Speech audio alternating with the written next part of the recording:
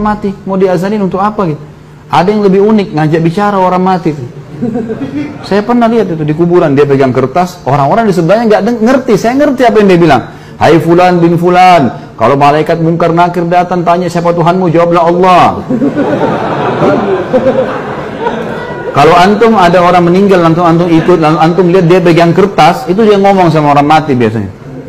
Kalau datang tanya siapa nabimu, bilang Muhammad SAW. Kalau datang tanya agama, bilang Islam. Jadi dia memandu orang mati. Apa yang mau dipandu ini?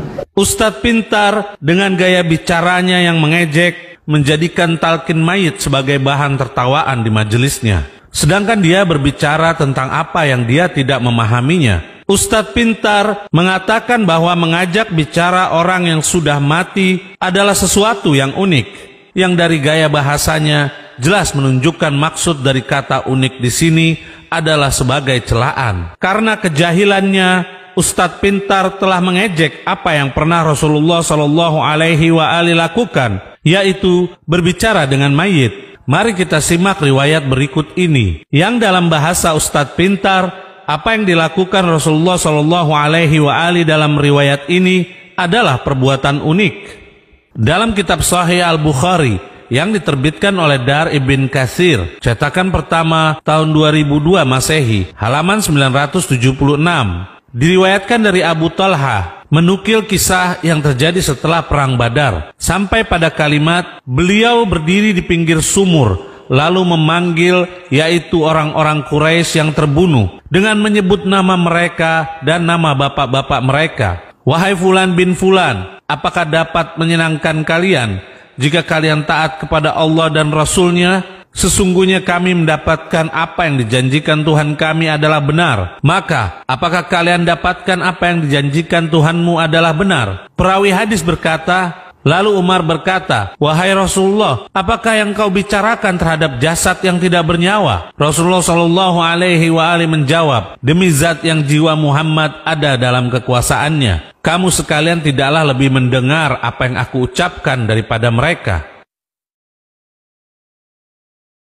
Dari riwayat di atas jelas bahwa Nabi SAW mengajak berbicara orang yang sudah mati. Ini menunjukkan bahwa orang yang sudah meninggal itu dapat mendengar. Bahkan Ustadz pintar tidaklah lebih mendengar dibandingkan orang yang sudah meninggal. Sekarang mari kita simak apa pendapat ulama Ahlus Sunnah tentang talqin. Dalam kitab Talkhis Al-Habir, karya Ibn Hajar Al-Asqalani, salah satu ulama Ahlus Sunnah, jilid 2, yang diterbitkan oleh Muassasah Qurtubah, cetakan pertama tahun 1995 Masehi, halaman 270. Ibn Hajar berkata, perkataannya, yaitu Imam Ar-Rafi'i, disunahkan membaca talqin mayit setelah dikubur. Maka dikatakan kepada mayit itu, wahai hamba Allah, wahai putra dari hamba Allah, ingatlah sesuatu yang engkau keluar ke dunia di atasnya, yaitu kesaksian bahwa tiada Tuhan kecuali Allah dan Muhammad adalah utusan Allah. Sampai pada kalimat, dan At-Tabrani telah membawakan hadis Nabi SAW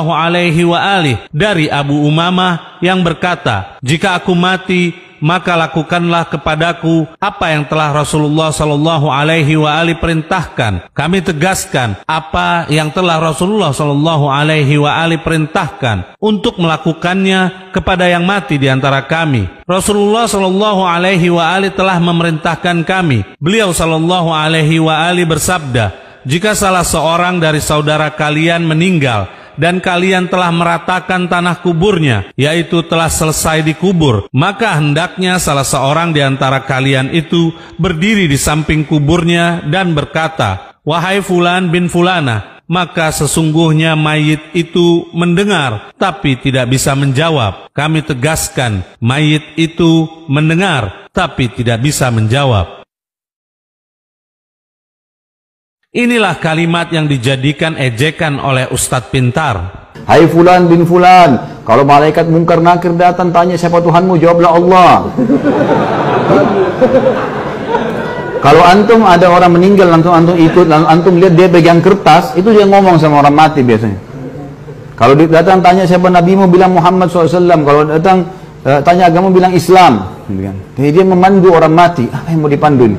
Dalam kitab At-Tazkirah, karya Al-Qurtubi, salah satu ulama Ahlus Sunnah yang bermazhab Al-Maliki, jilid 1 yang diterbitkan oleh Maktabah Daril Minhaj, cetakan pertama tahun 1425 Hijriah, halaman 343. Al-Qurtubi berkata, guru kami Abdul Abbas Ahmad bin Umar Al-Qurtubi berkata, sudah selayaknya mayit ketika dikubur, dia diberi bimbingan untuk menjawab pertanyaan, yaitu dari malaikat, dan menyebutkan hal ini. Katakanlah, Allah adalah Tuhanku, Islam adalah agamaku, Muhammad adalah Rasulku. Karena mayit akan ditanya tentang hal itu, sebagaimana hadis-hadis telah menyebutkannya di pembahasan yang akan datang.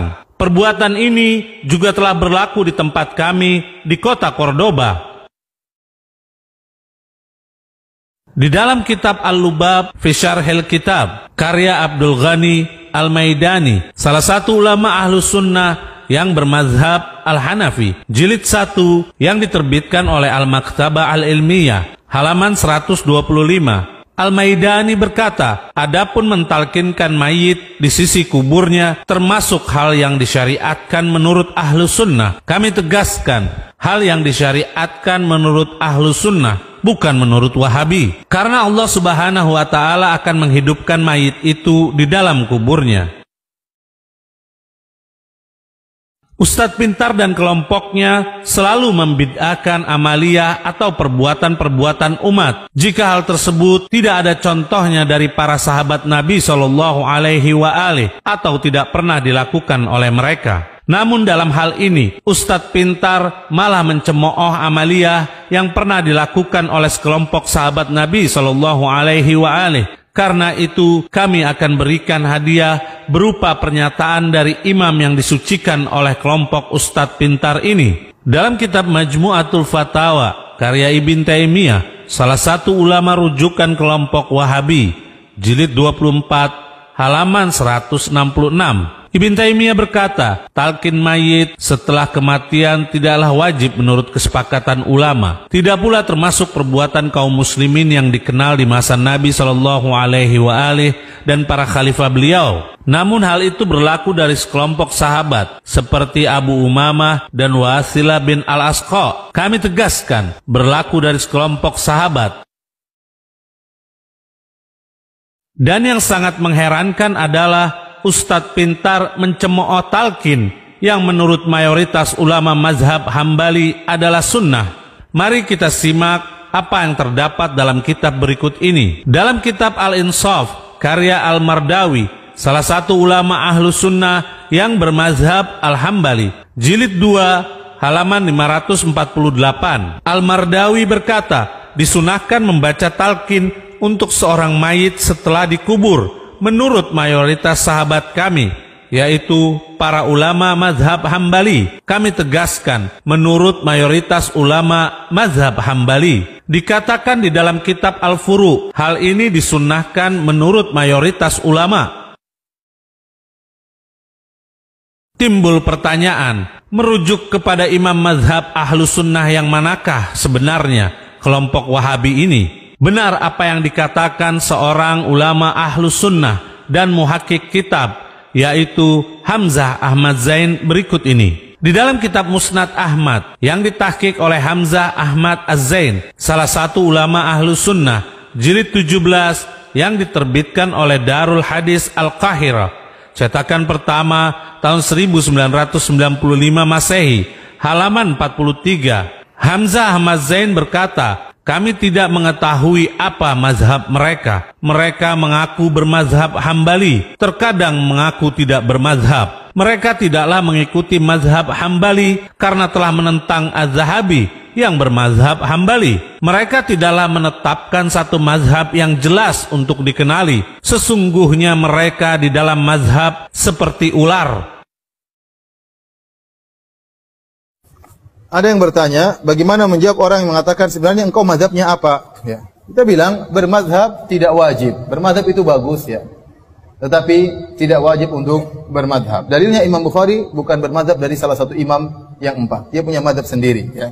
Dia punya mazhab sendiri ya. Sedang sekarang kita sedang belajarnya mazhab siapa? Mazhabnya Imam Al